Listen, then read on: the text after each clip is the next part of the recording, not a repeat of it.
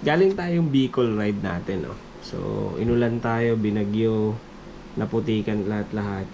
And alam nyo naman na yung ating motor ay naka-tail tidy. So, talagang umabot sa helmet yung... Doon sa naging experience natin sa ride natin sa Bicol, basang-basa to. Narinig nyo nga na yung helmet natin or yung balaklava natin, para tayong nabusalan dahil sa sobrang basa niya, di tayo halos makapagsalita. So, magaan tong helmet na to. Magaan talaga. Ang problema syempre dahil motovlogger tayo, marami nang nakakabit.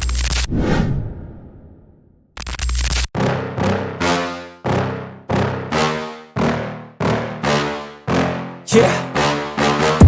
Please tell me that I can't, that I won't, that I fail, that I'll never make it out, yeah.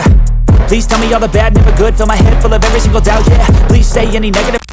Galing tayong Bicol ride natin, no? So, inulan tayo, binagyo, naputikan lahat-lahat. And alam nyo naman na yung ating motor ay naka-tail tidy. So, talagang umabot sa helmet yung putik. So, sakto rin to kasi nilinisan natin yung helmet natin, nilabhan natin. And ipapakita ko rin sa inyo kung ano yung setup or kung paano ko siniset up yung motovlogging helmet natin. So, pinakita ko na kanina yung mga pads, yung mga nakakabit na abubot. Ito, ang dami. Meron tayong intercom, microphone natin, Purple Panda. And then, itong ating visors, tinanggal din natin yan. Pero hindi pa natin nalilinisan, so bago natin ikabit mamaya, linisin natin. Itong helmet natin ay Kaberg, Drift Evo na Kaberg. So originally, ang bigat niya is around 1,400 to 1,450. Yun yung weight nito. So magaan tong helmet na to. Magaan talaga. Ang problema syempre dahil motovlogger tayo, marami nang nakakabit sa helmet natin. Kagaya nitong chin mount. So isa yan, makakapagpabigat. And of course, yung ating GoPro mismo. And yung GoPro natin, naka-Ulanisi siya na case. So apart from that, meron pa tayong adapter na nakalagay.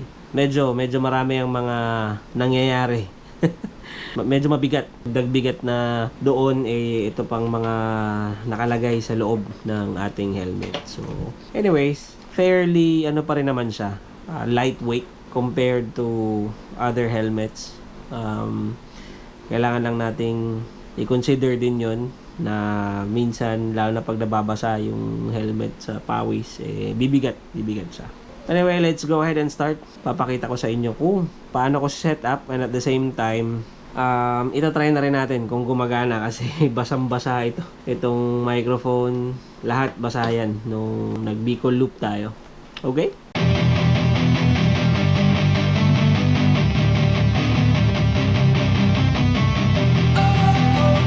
So, ang isusunod natin ipasok tong earpads ng ating intercom. May mga velcro na to sa loob na pinaglagyan ko na. So, ibabalik ko lang kung saan siya nakapwesto. Don't wanna sleep in, cause I got something to prove. I gotta take what I hate and finally make a move. I think. Tapos, isusunod natin ang mic. Itong mic ang medyo challenging kasi kung makikita nyo, mahaba yung cord. So, kailangan nating itago to kasi pagka hindi, masakit to sa pisngi. Of you and all the shit you don't do. Well, I'ma make hella sure that I don't become you. I have no regrets, yeah, I'll tie up my chest. I'll never forget what it's like to be in debt. Been stabbed in the back bed, I'll show you what happens. Pass me the mic and I'll show you with action.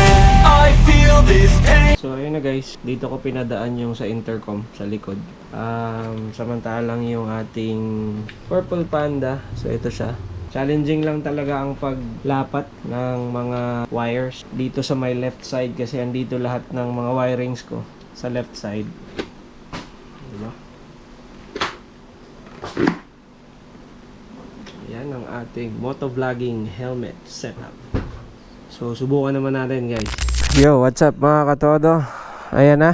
Kung naririnig nyo guys, may background music tayo. Sinubukan ko rin kasi yung intercom natin. So nagbo-music ako ngayon. Pero, ayan. Ganyan ang setup natin, no? So tara, subukan natin sa labas. And mag-ride tayo.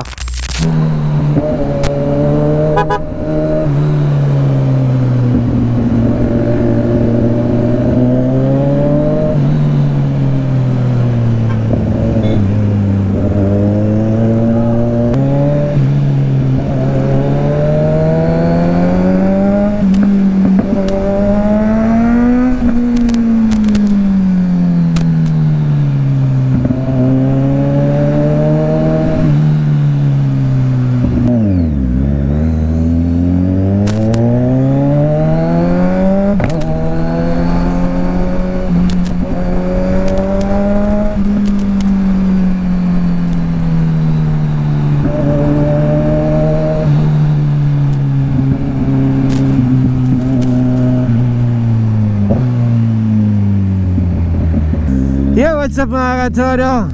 So ayun guys, no? Ito na ngayon yung test natin sa ating motovlogging setup, no? So, una sa lahat, at least malinis na ang ating helmet ngayon coming from our Bicol ride, no? Na nakita nyo naman kung gaano kaulan at gaano kaputik. So, abot hanggang sa spoiler ng putik.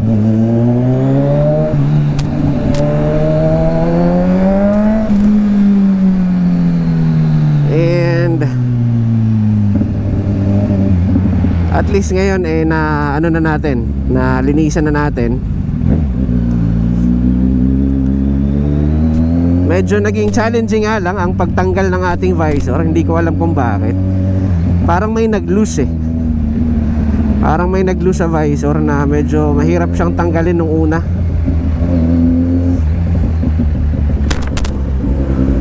Wag lang sanang may nabali. I hope wala.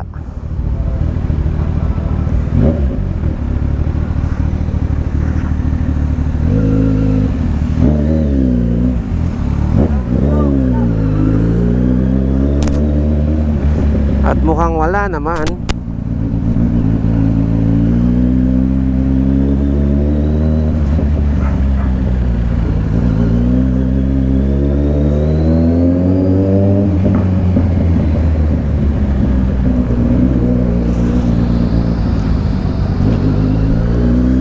So ganun lang naman kasimple ang setup natin guys.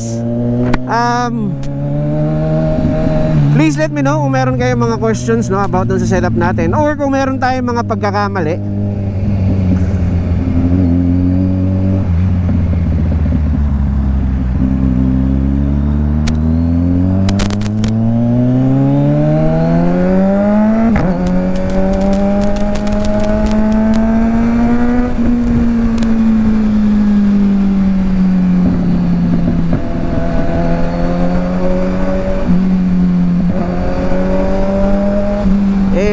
Please let me know.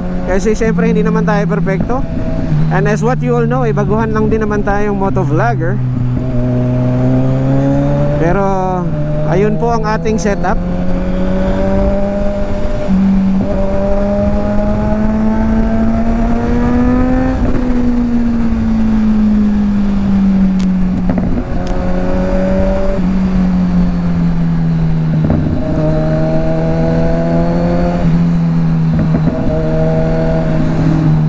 At para naman sa mga nagtatanong kung anong microphone ang gamit natin, Purple Panda po ang ating gamit. Hindi ko sure kung ang Purple Panda ano siya, waterproof. Pero dun sa naging experience natin sa ride natin sa Bicol, basang-basa to. Narinig nyo nga na yung helmet natin or yung balaklava natin para tayong nabusalan dahil sa, ang tawag dito, dahil sa sobrang basa niya, hindi tayo halos makapagsalita. Pero awa ng Diyos naman, gumagana pa. So I think, hindi ko rin naman kasi nabasa or wala ako nabasa dun sa mismong ano niya, manual niya, na it's waterproof. Siguro repellent lang. Siguro repellent lang.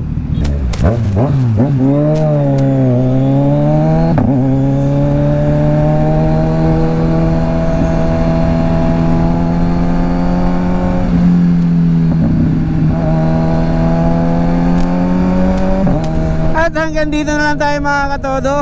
Maraming salamat sa pagsama, sa pagtyaga sa atin today.